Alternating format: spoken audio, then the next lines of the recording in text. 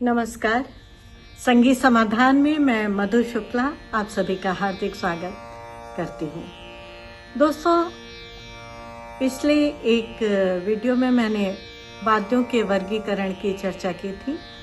आज हम बात कर रहे हैं तंत्री वाद्यों के बारे में।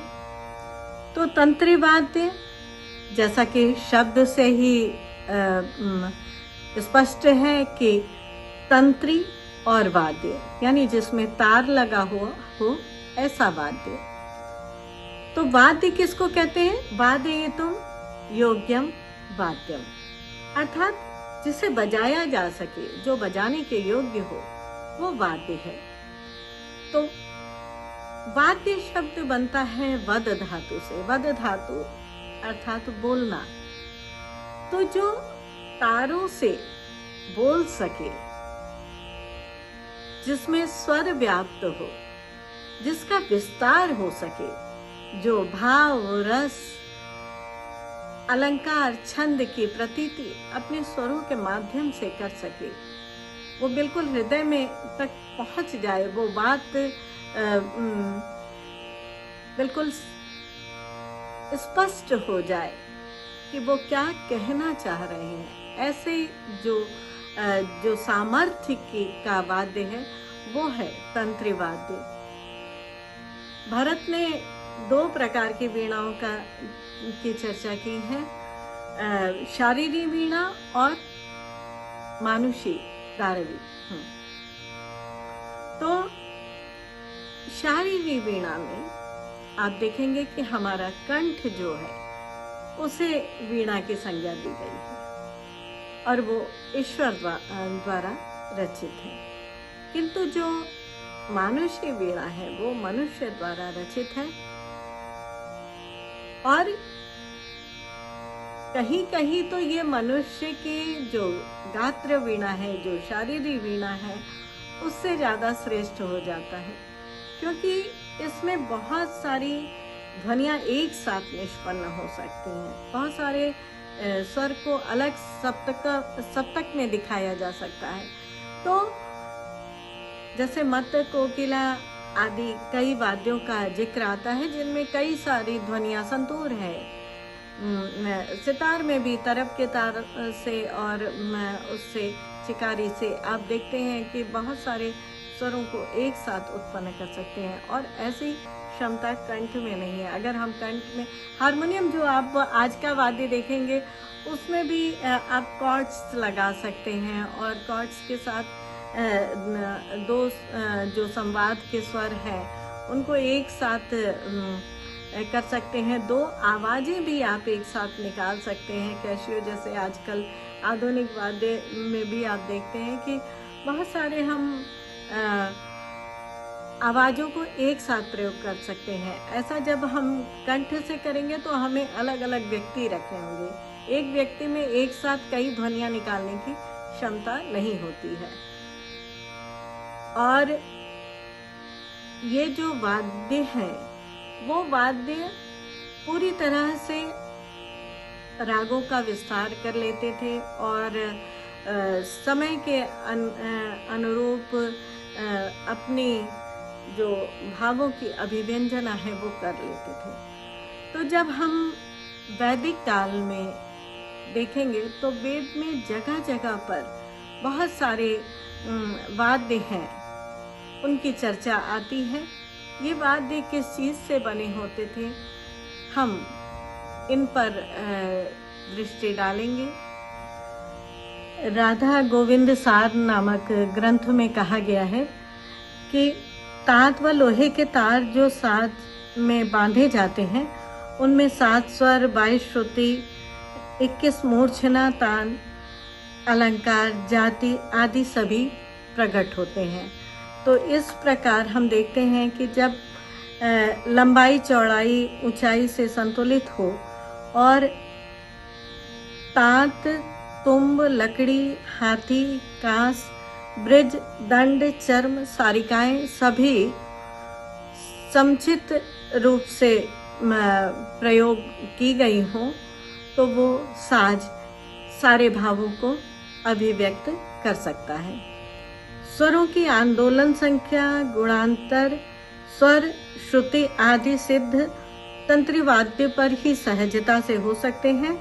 महर्षि भरत से लेकर हृदय नारायण देव, अहोबल, श्रीनिवास, आधुनिक काल में भातखंडे जी तक ने तंत्री वाद्यों पर ही समस्त स्वरों को सिद्ध किया है। जब स्वर्ण चतुष्टयी में हमने देखा कि भरत ने 2 समान आकार प्रकार की वीणाओं को लिया और चल वीणा, अचल वीणा जो 2 नाम दिए, और उन वीणाओं पर ही एक एक स्वर जो चल वीणा पर अपकर्ष करते हुए अचल वीणा के साथ संवाद भाव देखते हुए स्वर और श्रुति की सिद्धि के लिए भी महर्षि भरत ने वीणाओं का प्रयोग किया। तो हमें ये साक्ष्य मिलता है कि वीणा कितना या तंत्री वाद्य कितना उपयोगी है। अब जब हम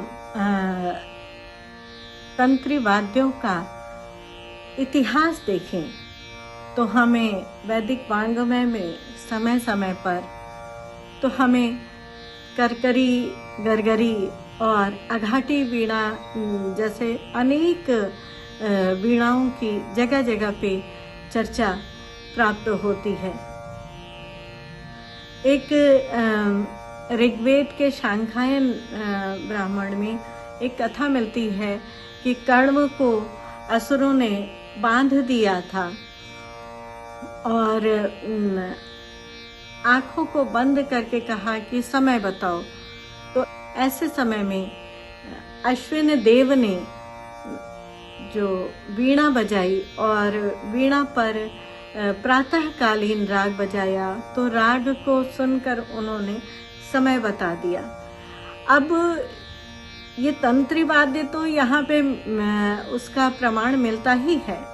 आप देखेंगे रागों के समय सिद्धांत की जो हम लोग बाद में चर्चा करते हैं, उसका भी सूत्र वेदों में मिल गया कि राग के मतलब प्रातःकालीन राग को बजाए, यानी प्रातः काल में जिस तरह से स्वर प्रयोग होते थे और सायंकाल, मध्यकाल, रात्रि, इस तरह से अलग अलग स्वरों का प्रयोग होता था, वो भी प्रमाण वहाँ पर हमें मिलता है। तो रागों की समय सिद्धांत की जो आज हम बात करते हैं, उसके बीज रूप में भी, सूत्र रूप में हमें मिल सकता है। अब जब चर्चा की जाती है वैदिक कालीन इतिहास की, तो हम देखते हैं कि यजुर्वेद के गाथा गान में और सामवेद के जो मंत्रों का उच्चार होता था, उसके साथ भी वीणा के बजने की साक्ष्य मिलते हैं।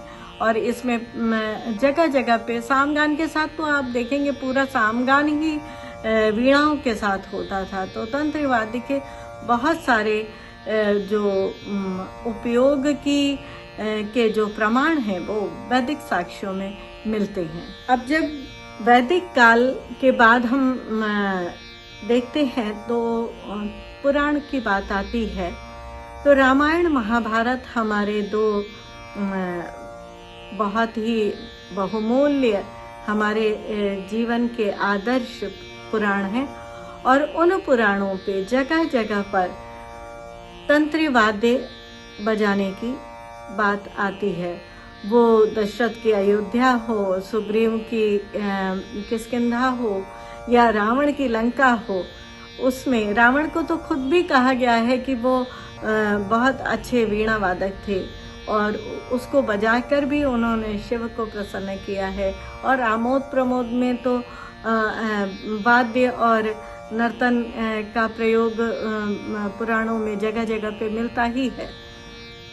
बल्कि आप देखेंगे कि इतनी संस्कृति वहाँ पे समृद्ध दिखाई गई है संगीत के प्रति भी, कि अगर वो संगीत हो रहा है, वहाँ पर तंत्री वादन हो रहा है, वहाँ पर जो वाद्य पखावज और मृदंग जैसे वाद्य बज रहे हैं, तो सब कुछ शुभ है।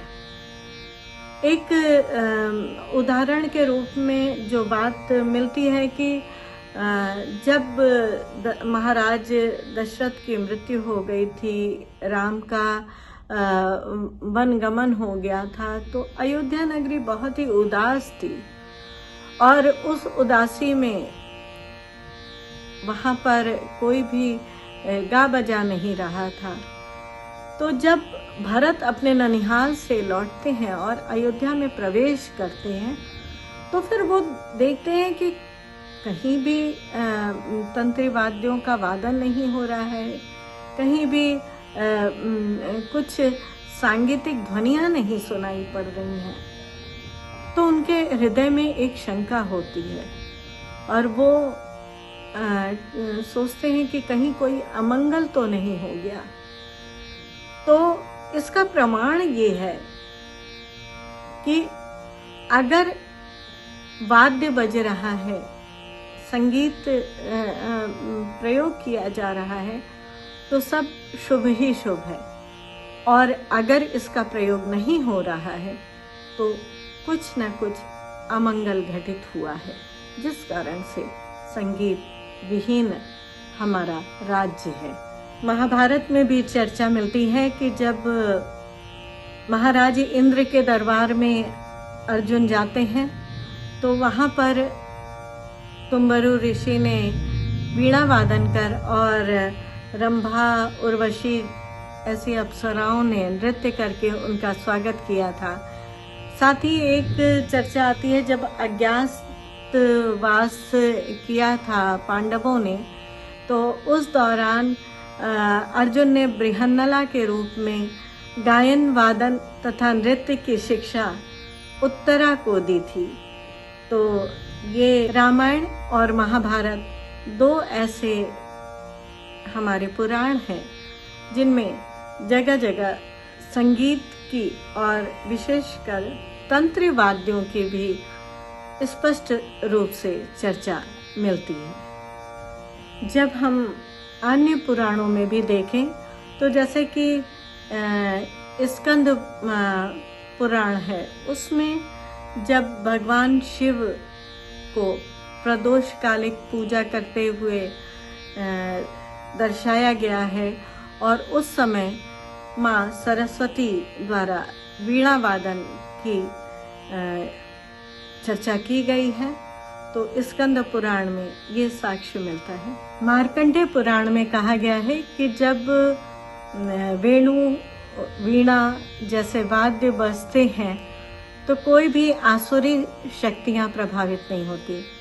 एक जगह पर मार्कंडेय पुराण में चर्चा आती है कि माता लक्ष्मी को वेणु, दुंदुभी, वीणा आदि वाद्य बहुत ही प्रिय हैं।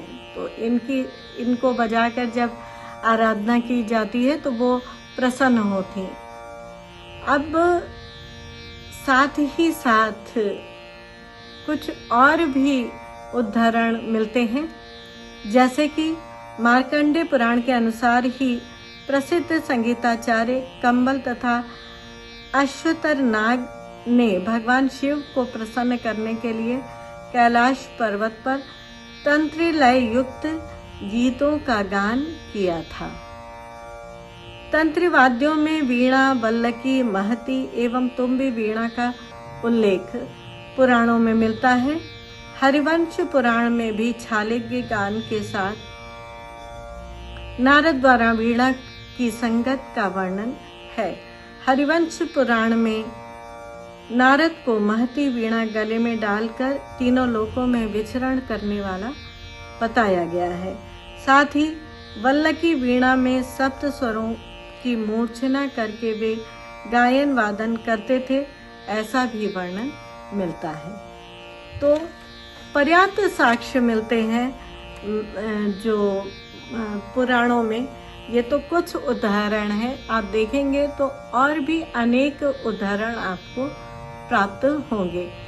अब हम जब संस्कृत ग्रंथों की ओर आते हैं, तो अनेक संस्कृत ग्रंथों में भी हमारे जो ऋषि थे जिन्होंने ग्रंथों की रचना की, उसमें भी तंत्री वाद्यों का उल्लेख किया है।